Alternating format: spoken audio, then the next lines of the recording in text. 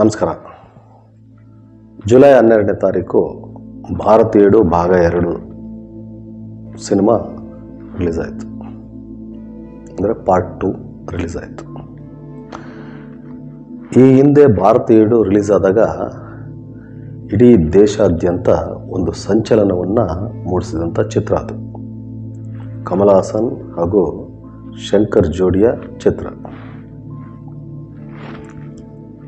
ಅಂದಿನ ಭಾರತ್ 7 ಯಾವ ಮಟ್ಟದ ಸಂಚಲನ ಮೂಡಿಸಿತ್ತು ಅಂದರೆ,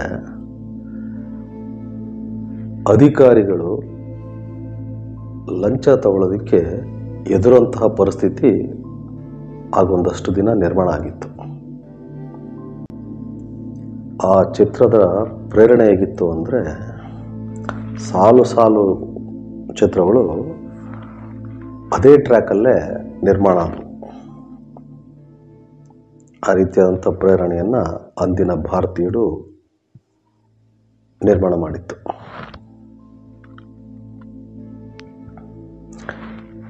ಈಗ ಇದೇ ಜುಲೈ 12ನೇ ತಾರೀಕೇನು ಭಾರತ್ 7 ಪಾರ್ಟ್ 2 ರಿಲೀಸ್ ಆಗಿದೆ. ಒಂದಷ್ಟು ಅದ್ಧೂರಿಯ ತಾರಾಗಣ ಮತ್ತು ನಿರ್ಮಾಣ ಈ ಚಿತ್ರಕ್ಕಿದೆ. ಸ್ನೇಹಿತರೆ, ಈ ಚಿತ್ರದಲ್ಲಿ ಒಂದು ಸನ್ನಿವೇಶ ಇದೆ. ನಾನು ಯಾಕೆ ಈ ಚಿತ್ರದ ವಿಷಯವನ್ನು ಮಾತಾಡ್ತಿದ್ದೀನಿ ಅಂದರೆ, ಈ ಚಿತ್ರದಲ್ಲಿ ಒಂದು ಸನ್ನಿವೇಶ ಇದೆ, ಒಂದು ದೃಶ್ಯ. ಸರ್ಕಾರಿ ಅಧಿಕಾರಿ, ಒಬ್ಬ ಗೌರ್ಮೆಂಟ್ ಎಂಪ್ಲಾಯ್ ಆಫೀಸರ್,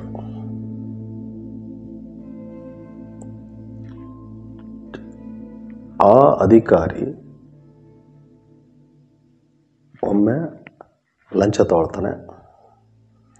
ಅದನ್ನು ಮಗ ನೋಡಿ ಇನ್ಫಾರ್ಮ್ ಮಾಡ್ತಾನೆ. ಆತನನ್ನು ಪೊಲೀಸು ಅರೆಸ್ಟ್ ಮಾಡ್ತಾರೆ. ಅರೆಸ್ಟ್ ಮಾಡಿ ಕರ್ಕೊಂಡೋಗೋ ಸಂದರ್ಭದಲ್ಲಿ ಅವರು, ಯಾರು ನನ್ನ ಮೇಲೆ ಕಂಪ್ಲೇಂಟ್ ಕೊಟ್ಟಿದ್ದು ಅಂತ ಕೇಳಿದಾಗ, ಸ್ವತಃ ನಿಮ್ಮ ಮಗ ಅಂತ ಹೇಳ್ತಾರೆ. ಆಗ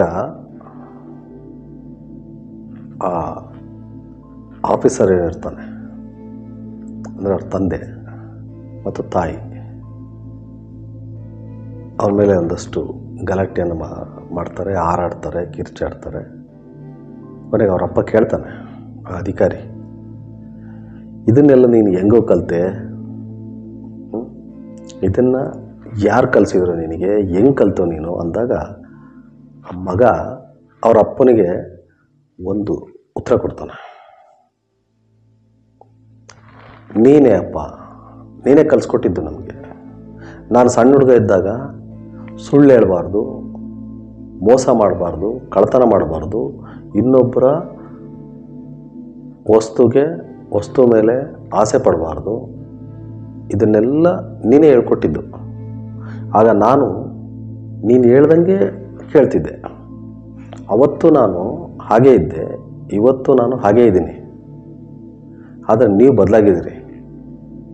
ಅವತ್ತು ನಾನು ಮಾಡಿದ್ದು ನಿಮಗೆ ಖುಷಿ ಆಗ್ತಿತ್ತು. ಅದೇ ಕೆಲಸವನ್ನು ನಾನು ಬೆಳೆದು ದೊಡ್ಡವನಾಗಿ ತಪ್ಪನ್ನು ತಪ್ಪು ಅಂತ ಹೇಳಿದಾಗ, ನೀವು ಮಾಡಿದ ತಪ್ಪನ್ನು ತಪ್ಪು ಅಂತ ನಾನು ಹೇಳಿದಾಗ, ಇವತ್ತು ನಾನು ನಿಮಗೆ ಕೆಟ್ಟವನಾಗಿ ಕಾಣ್ತಿದ್ದೀನಿ. ಅವತ್ತು ಖುಷಿಪಟ್ಟವರು ಇವತ್ತು ನನ್ನನ್ನು ದ್ವೇಷಿಸ್ತಿದ್ದೀರಿ. ಯಾಕಪ್ಪ? ನೀವೇ ನನ್ನ ಹೀರೋ, ನಾನು ನಿಮ್ಮನ್ನು ತುಂಬ ಪ್ರೀತಿಸ್ತೀನಿ. ನೀವೇನು ಹೇಳಿದ್ರು ಅದನ್ನು ಕೇಳಿ ಬೆಳೆದಿರೋ ನಾನು ಅನ್ನೋಂಥ ಉತ್ತರವನ್ನು ಮಗ ತಂದೆ ಕೊಡ್ತಾನೆ. ತಂದೆ ಮಾತಾಡದೆ ಪೊಲೀಸ್ ಜೊತೆಗೆ ಹೋಗ್ತಾನೆ. ನಾವಿಲ್ಲಿ ಗಮನಿಸಬೇಕಾಗಿರೋದೇನು ಅಂತ ಅಂದರೆ, ಈ ಘಟನೆ ಪ್ರತಿಯೊಬ್ಬರ ಮನೆಯಲ್ಲೂ ನಡೀತದೆ. ಪ್ರತಿಯೊಬ್ಬರು ತಮ್ಮ ಮಕ್ಕಳಿಗೆ ಇದನ್ನೇ ಹೇಳ್ಕೊಡ್ತಾರೆ. ಅಲ್ಲಿ ಹೋಗ್ಬಾರ್ದು, ಇಲ್ಲಿ ಹೋಗ್ಬಾರ್ದು, ಅದು ಮುಟ್ಬಾರ್ದು, ಇದು ಮುಟ್ಬಾರ್ದು, ಹಿಂಗೆ ಮಾಡಬಾರ್ದು, ಹಂಗೆ ಮಾಡಬಾರ್ದು ಅಂತ ಹೇಳ್ಬಿಟ್ಟು ಹೇಳ್ಕೊಡ್ತಾರೆ. ಮತ್ತು ಹುಡುಗರಾಗಿದ್ದಾಗ ಭಾಳಷ್ಟು ಉಪದೇಶವನ್ನು ತಂದೆ ತಾಯಿಗಳು ಮಕ್ಕಳಿಗೆ ಕೊಡ್ತಾರೆ. ಆದರೆ ತಂದೆ ತಾಯಿಗಳು ಅದನ್ನು ಪಾಲಿಸ್ತಾ ಇದ್ದರೆ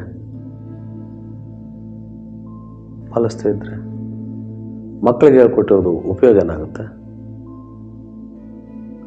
ಹಾಗೆ ಇಡೀ ಚಿತ್ರದಲ್ಲಿ ಒಂದು ಅಂಶವನ್ನು ಡೈರೆಕ್ಟರ್ ಶಂಕರ್ ಬಹಳ ಒತ್ತು ಕೊಟ್ಟು ಹೇಳಿದ್ದಾರೆ. ಅದೇನು ಅಂದರೆ, ಆ ಚಿತ್ರದಲ್ಲಿ ಕನಿಷ್ಠ ಒಂದು 4-5 ಜನದ ಟೀಮ್, ಅದು ಸ್ನೇಹಿತರದ ಒಂದು ಟೀಮ್ ಇರುತ್ತೆ. ಅವರೆಲ್ಲರೂ ಇದನ್ನೇ ಮಾಡ್ತಾರೆ. ಅವರವರ ಮನೆಗಳಲ್ಲಿ ಆಗುವಂಥ ತಪ್ಪನ್ನು ನಾವು ಗುರ್ಸೋಣ. ನಾ ಸರಿ ಇದೆಯಾ, ನನ್ನ ಮನೆ ಸರಿ ಇದ್ದರೆ ನನ್ನ ದೇಶ ಸರಿ ಇರ್ತದೆ, ನನ್ನ ಮನೆ ಸರಿ ಇದ್ದರೆ ನನ್ನ ಸಮಾಜ ಸರಿ ಆಗ್ತದೆ ತಾನಾಗೆ. ಸಮಾಜ ಅಂದರೆ ಇಲ್ಲಿ ಪ್ರತಿಯೊಬ್ಬ ವ್ಯಕ್ತಿ, ಪ್ರತಿಯೊಂದು ಕುಟುಂಬ. ಹಾಗಾಗಿ ನಾನು ಸರಿ ಇದ್ದರೆ, ನನ್ನ ಮನೆ ಸರಿ ಇದ್ದರೆ, ನನ್ನ ಸಮಾಜ ಸರಿ ಇದ್ದರೆ ದೇಶ ಅನ್ನೋದು ತಾನಾಗೆ ಸರಿ ಹೋಗುತ್ತೆ. ಅಂದರೆ ದೇಶ ಅಂದರೆ ಇಲ್ಲಿ ಬರೀ ಗಿಡ, ಮರ, ಮಣ್ಣು, ನೀರು, ಗಾಳಿ ಅಲ್ಲ. ದೇಶ ಅಂದರೆ ಜನ. ಅದಕ್ಕೆ ಒಬ್ಬ ತೆಲುಗು ಕವಿ ಹೇಳ್ತಾರೆ, ದೇಶమంటే ಮಟ್ಟಿ ಕಾದು ಮನುಷ್ಯಲು ಅಂತ. ಅಂದರೆ ದೇಶ ಅಂದರೆ ಮಣ್ಣಲ್ಲ, ಮನುಷ್ಯರು ಅಂತ. ಮನುಷ್ಯರು ಸರಿ ಇದ್ದರೆ, ಮನುಷ್ಯ ತಾನಾಗೆ ಸರಿ ಇದ್ದರೆ ದೇಶ ತಾನಾಗೆ ಸರಿ ಹೋಗ್ತದೆ. ಯಾಕಂದರೆ ದೇಶ ಅಂದರೆ ಮನುಷ್ಯ. ಈ ಕಾನ್ಸೆಪ್ಟನ್ನು ಹೇಳೋದಕ್ಕೆ ಶಂಕರ್ ಅವರು ಪ್ರಯತ್ನ ಪಟ್ಟಿದ್ದಾರೆ. ಹಾಗೆ ಇಡೀ 4-5 ಜನರ ಆ ಸ್ನೇಹಿತರ ತಂಡ ಏನಿರುತ್ತೆ, ಅವರು ಆ ಥರ ನಿರ್ಧಾರ ಮಾಡ್ತಾರೆ. ನಮ್ಮ ಮನೆಗಳಲ್ಲಿ ಎಲ್ಲವೂ ಸರಿ ಇದೆಯಾ? ನಮ್ಮ ಮನೆಗಳಲ್ಲಿ ಅಧಿಕಾರಿಗಳು, ವ್ಯಾಪಾರಸ್ಥರು ಇದ್ದಾರೆ, ಅವರು ಸರಿ ಇದ್ದಾರಾ? ಅವರು ಅನ್ಯಾಯದಿಂದ ದುಡಿತಿಲ್ವಾ? ಲಂಚ ತಗೊಳ್ಳೋದು ಅಂಥದ್ದು ಮಾಡ್ತಾ ಇಲ್ವಾ ಅಂತ ಅವರಲ್ಲೇ ಒಂದು ಒಡಂಬಡಿಕೆ, ಒಪ್ಪಂದ ಮಾಡಿಕೊಂಡು ಅವರವರು ಮನೆಯಲ್ಲಿ ಕೆಲಸಕ್ಕೆ ಏನು ಸರ್ಕಾರಿ ನೌಕರದಾರಿರ್ತಾರೆ ಅವರನ್ನು ಫಾಲೋ ಮಾಡೋಕ್ಕೆ ಸ್ಟಾರ್ಟ್ ಮಾಡ್ತಾರೆ. ಪ್ರತಿಯೊಬ್ಬರ ಮನೆಯಲ್ಲೂ, ಎಲ್ಲರ ಮನೆಯಲ್ಲೂ ಕೂಡ ಒಬ್ಬೊಬ್ಬರು ಈ ರೀತಿಯಾದಂತಹ ಕೃತ್ಯದಲ್ಲಿ ಭಾಗಿಯಾಗಿರ್ತಾರೆ. ಒಬ್ಬ ಫೇಕ್ ಡಾಕ್ಟ್ರು, ಇನ್ನೊಬ್ಬ ಯಾರೋ ಆಧಾರ್ ಕಾರ್ಡ್ ಮಾಡ್ಕೊಡೋದಕ್ಕೆ ಬರೀ 50 ರೂಪಾಯಿ ತಗೊಳ್ತಾನೆ. ಆ 50 ರೂಪಾಯಿ ಅನ್ನೋದನ್ನು ಎಷ್ಟು ತೊಗೊಳ್ತಾನೆ ಅಂದರೆ, ದಿನಕ್ಕೆ ಒಂದು 100 ಆಧಾರ್ ಕಾರ್ಡ್ ಮಾಡಿಕೊಡ್ತಾನೆ. ಗೌರ್ಮೆಂಟ್ ಫೀಸ್ ಏನಿರುತ್ತೆ ಅದನ್ನು ಬಿಟ್ಟು ಬರೀ 50 ರೂಪಾಯಿ ತಗೊಳ್ತಾನೆ. ಅವನೇ ಹೇಳ್ತಾನೆ ಜನಗಳಿಗೆ, 50 ರೂಪಾಯಿ ಏನು ಲೆಕ್ಕ ಬಿಡು ಅಂತ. ಆದರೆ ನಾನು ತಗೊಳ್ಳೋದು 100 ಜನದ್ದು. 100 ಜನದ್ದು ತಗೊಳ್ತೀನಿ. ಎಷ್ಟಾಯಿತು? ಲೋಟದಲ್ಲಿದ್ದರೆ ಹನಿ, ಅದು ಹೊರಗೆ ಬಯಲಿಗೆ ಹೋದರೆ ಸಮುದ್ರ. ಹಾಗೆ ಒಬ್ಬ ಫೇಕ್ ಡಾಕ್ಟ್ರು, ಒಬ್ಬ ಆಧಾರ್ ಕಾರ್ಡ್ ಮಾಡೋನು, ಹೀಗೆ 4-5 ಇನ್ಸಿಡೆಂಟ್ಗಳನ್ನ ಹೇಳ್ತಾ ಹೋಗ್ತಾರೆ. ಇವೆಲ್ಲವನ್ನು ಖಂಡಿಸ್ತಾರೆ. ಆಗ ಒಂದೇನು ಅಂದರೆ ದುರಂತ, ಅವರೆಲ್ಲರೂ ಕೂಡ ಇವರು ನಮ್ಮ ಸ್ವಂತ ಮಕ್ಕಳು, ನನ್ನ ಸ್ವಂತ ತಮ್ಮನವರು, ನನ್ನ ಮನೆ ಮಕ್ಕಳು ಇವರು ಅನ್ನೋದನ್ನು ಅವರೆಲ್ಲರೂ ಮರೀತಾರೆ. ಆಯಿತು, ನನ್ನ ಮಕ್ಕಳಿಂದ ನಾನು ಹೇಳ್ಸ್ಕೊಳಂಗೆ ಆಗ್ಬಿಟ್ನಲ್ಲ, ನಾನು ಈ ತಪ್ಪನ್ನು ನಾನು ತಿದ್ಕೊಳ್ತೀನಿ, ನಾನು ಇನ್ನು ಮುಂದೆ ನಾನು ಈ ಥರ ಮಾಡಲ್ಲ, ತಿದ್ಕೊಳ್ತೀನಿ ಅಂತ ಯಾರ ಮನಸ್ಸಲ್ಲೂ ಬರೋದೇ ಇಲ್ಲ. ಅದು ವಾಸ್ತವ ಕೂಡ. ಅವ್ರೇನಂದ್ರೆ, ನಾವು ಮಕ್ಕಳಿಗೋಸ್ಕರ ಮಾಡ್ತೀವಿ, ನಿಮಗೋಸ್ಕರ ತಾನೇ ಮಾಡ್ತಿರೋದು, ನಮಗೇನು, ಇನ್ನು ಮುಂದೆ ಜೀವನ ಇರೋದು ನಿಮ್ಮದು, ಇವೆಲ್ಲ ಕಷ್ಟಪಡ್ತಿರೋದು ನಾವು ನಿಮಗೋಸ್ಕರ ಅಂತಲೇ ಹೇಳ್ತಾ ಹೋಗ್ತಾರೆ. ಯಾರು ಕೂಡ ಆಯಿತು ನಾವು ತಿದ್ದುಕೊಂಡು ಸರಿಯಾಗಿ ಬದುಕ್ತೀವಿ ಇನ್ನು ಮುಂದೆ ಅನ್ನೋಂಥ ಮಾತನ್ನು ಹೇಳೋದಿಲ್ಲ. ಇವತ್ತು ನಿಜಕ್ಕೂ ಸೊಸೈಟಿ ಇರೋದು ಹಂಗೇನೆ. ಇವತ್ತು ಎಷ್ಟು ಅವೇರ್ನೆಸ್ಸು ಹೇಳೋರಿದ್ದರೂ ಕೂಡ ಕಲಿಯೋರು ಯಾರೂ ಇಲ್ಲ. ಈ ಅವೇರ್ನೆಸ್ ಎಂಥದಕ್ಕೆ ತರ್ತಾರಂದರೆ, ಶೌಚಾಲಯದ ಬಗ್ಗೆ, ಇನ್ನೇನು ಎಲ್ಲ ಶಾಲೆ ಬಿಟ್ಟ ಮಕ್ಕಳು ಶಾಲೆಗೆ ಬನ್ನಿ, ಗಿಡ ಬೆಳೆಸಿ, ಮರ ಬೆಳೆಸಿ, ಪರಿಸರ ಸ್ವಚ್ಛವಾಗಿ ಇಟ್ಕೊಳ್ಳಿ, ಈ ರೀತಿಯಾದಂಥ ಅವೇರ್ನೆಸ್ ಕಾರ್ಯಕ್ರಮ, ಆರೋಗ್ಯವನ್ನು ಚೆನ್ನಾಗಿಟ್ಕೊಳ್ಳಿ ಅಂತ ಈ ರೀತಿಯಾದ ಅವೇರ್ನೆಸ್ ಕಾರ್ಯಕ್ರಮ ಮಾಡ್ತಿದ್ದಾರೆ. ನಿಜಕ್ಕೂ ಅವೇರ್ನೆಸ್ ಕಾರ್ಯಕ್ರಮ ಆಗಬೇಕಾಗಿರೋದೇನು ಅಂದರೆ, ನಿಮ್ಮ ಕೆಲಸವನ್ನು ಪ್ರಾಮಾಣಿಕತೆ ಮತ್ತು ದಕ್ಷತೆಯಿಂದ ಮಾಡಿ ಅನ್ನೋಂಥದ್ರ ಬಗ್ಗೆ ಅವೇರ್ನೆಸ್ಸು ಮಾಡಬೇಕಾಗಿದೆ ಸೊಸೈಟಿ. ಇಲ್ಲಿ ಯಾವುದೇ ಶೌಚಾಲಯ, ಪರಿಸರ, ಗಿಡ ಬೆಳೆಸೋದು, ಮರ ಬೆಳೆಸೋದು, ಇನ್ನೇನು ಶಿಕ್ಷಣ, ಅದು ಇವೆಲ್ಲವಿಗೂ ಅರ್ಥ ಬರಬೇಕು ಅಂದರೆ ಇಲ್ಲಿ ಸಮಾಜದಲ್ಲಿರುವಂಥ ಪ್ರತಿಯೊಬ್ಬ ವ್ಯಕ್ತಿ ಪ್ರಾಮಾಣಿಕತೆ ಮತ್ತು ದಕ್ಷತೆಯನ್ನು ಮೈಗೂಡಿಸ್ಕೊಂಡಾಗ ಮಾತ್ರ ಇವೆಲ್ಲವಕ್ಕೂ ಅರ್ಥ ಬರ್ತದೆ. ಭಾಳ ದೊಡ್ಡ ಶೌಚಾಲಯ ಕಟ್ಸ್ಕೊಂಡೆ, ಮನೆ ಮುಂದೆ ಒಂದು ಮರ ಹಾಕಿದೆ, ಗಿಡ ನೆಟ್ಟೆ, ಎಲ್ಲ ದಾರಿಯಲ್ಲೆಲ್ಲ ಕಸ ಹೊಡೀರಿ ಅಂತ ಕಸ ಹೊಡಿಸ್ದೆ,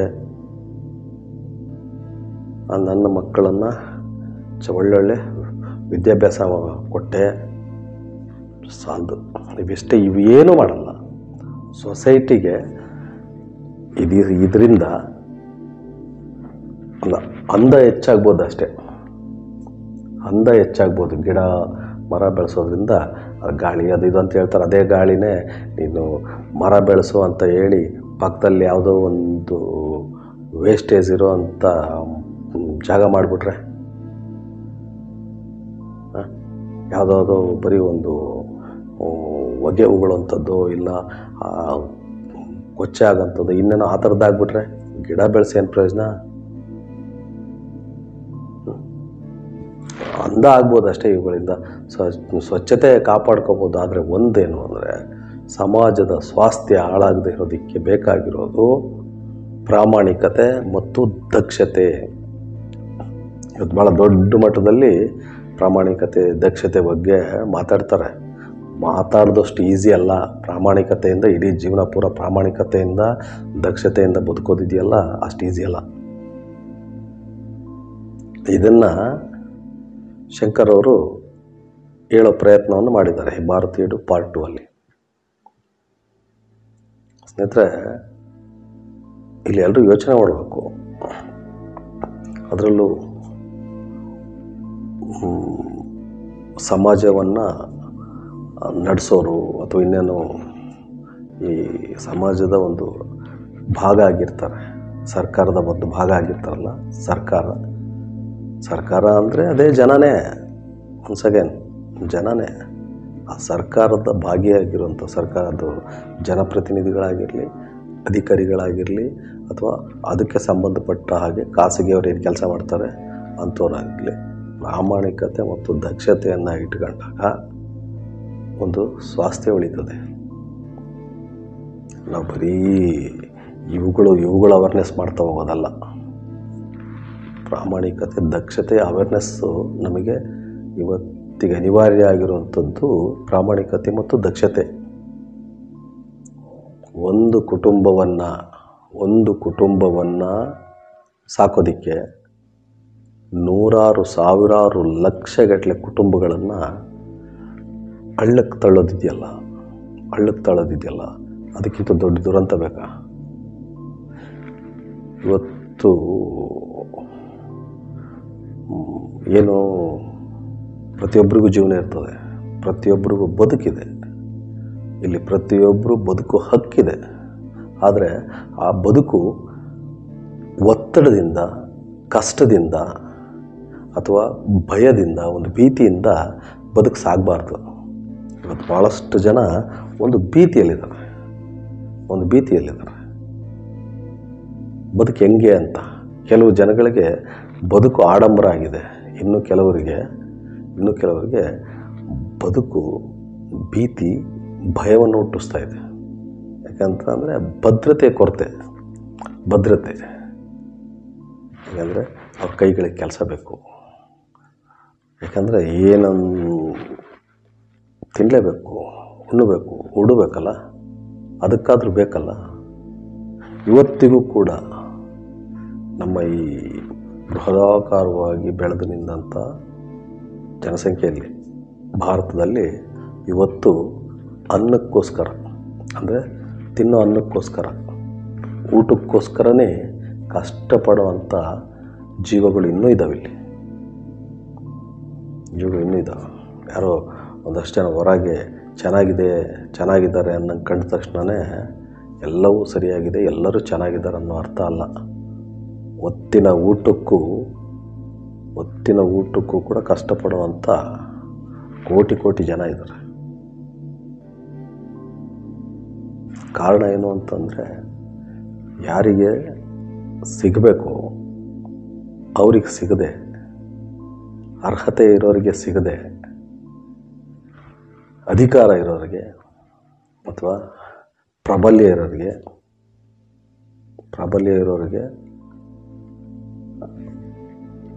ಇಲ್ಲಿ ಸೌಲಭ್ಯಗಳು ಸಿಗ್ತಾ ಹೋಗ್ತಿರೋದು ಮೂಲ ಕಾರಣ. ಹಾಗಾಗಿ ಶಂಕರ್ ಅವರು ಈ ಚಿತ್ರದಲ್ಲಿ ಅದನ್ನು ಹೇಳುವಂಥ ಪ್ರಯತ್ನವನ್ನು ಮಾಡಿದ್ದಾರೆ. ಒಬ್ಬ ಲಂಚ ತಿನ್ನುವಂಥವನಿಂದ ಇಡೀ ಸಮಾಜ ಹೆಂಗೆ ಹಾಳಾಗ್ತದೆ, ವ್ಯವಸ್ಥೆನೇ ಹೆಂಗೆ ಹಾಳಾಗ್ತದೆ ಅನ್ನೋಂಥದ್ದನ್ನು ಹೇಳೋ ಪ್ರಯತ್ನವನ್ನು ಭಾರತೀಯರು ಪಾರ್ಟ್ 1, ಪಾರ್ಟ್ 2, 2 ಅದನ್ನೇ ಹೇಳ್ತಾ ಬಂದಿದ್ದಾರೆ. ಇದರಲ್ಲಿ ಇನ್ನೂ ಒಂದಷ್ಟು ಭಾಳ ಡೀಪಾಗಿ, ಅಂದರೆ ಇಂಡಿವಿಜುವಲ್ ಆಗಿ ಕುಟುಂಬಕ್ಕೆ ಪ್ರವೇಶ ಮಾಡಿದ್ದಾರೆ ಶಂಕರ್ ಅವರು. ಇನ್ನೂ ಭಾಗ 3 ಇದೆ. ಆ ನಿಟ್ಟಿನಲ್ಲಿ ಇಂಥ ಚಿತ್ರಗಳು ಮನೋರಂಜನೆಯಾಗಿರದೆ ಒಂದು ಸಂದೇಶವನ್ನು ಕೊಡುವಂಥ ಚಿತ್ರಗಳು. ಅಂದರೆ ಸಿನಿಮಾ ಕೂಡ ಒಂದು ಮಾಧ್ಯಮ, ಒಂದು ಬಹಳ ಶಕ್ತಿಶಾಲಿ ಮಾಧ್ಯಮ ಅಂತ. ಆ ಮಾಧ್ಯಮದ ಮೂಲಕ ಸಮಾಜದ ಸ್ವಾಸ್ಥ್ಯವನ್ನು ಕೆಡಿಸ್ತಿರುವಂತಹ ಅದೇನೋ ಒಂದು ಪ್ಲ್ಯಾನ್ಡ್ ಗೇಮ್ ಇದೆಯಲ್ಲ, ಒಂಥರ ಆಟ ಇದು. ಬಡವನ ಮತ್ತು ಶ್ರೀಮಂತನ ಮಧ್ಯದಲ್ಲಿ ನಡೆಯುವಂಥ ಆಟ ಇದು. ವರ್ಗ ಸಮರ. ಹಾಗಾಗಿ ಅದರ ಚಿತ್ರಗಳು ಇನ್ನೂ ಮತ್ತೆ ಬರಬೇಕು. ಹಾಗೆ ಬರೀ ಸಿನಿಮಾ ನೋಡೋದಲ್ಲ, ಅದನ್ನು ಅರ್ಥ ಮಾಡಿಕೊಂಡು ಒಂದಷ್ಟಾದ್ರೂ ಆ ಫೀಲನ್ನು ಅನುಭವಿಸೋಂಥ ಕೆಲಸನ ಮಾಡ್ತಾ ಹೋದಾಗ ಈ ಥರದ ಅವೇರ್ನೆಸ್ಸು ತಾನಾಗೆ ಮೂಡುತ್ತೆ. ಅವರಲ್ಲೇ ಮೂಡಬೇಕು. ಆ ಅವೇರ್ನೆಸ್ಗಳೆಲ್ಲ ಅವರಲ್ಲೇ ಮೂಡಬೇಕು.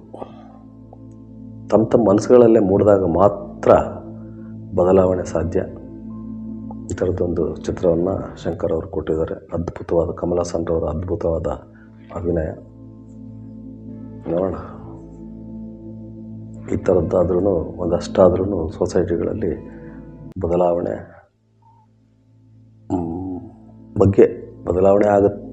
ಆಗೋಗ್ಬಿಡುತ್ತೆ ಅನ್ನೋಂಥದ್ದು ಆ ಭ್ರಮೆಯಲ್ಲೇನಿಲ್ಲ.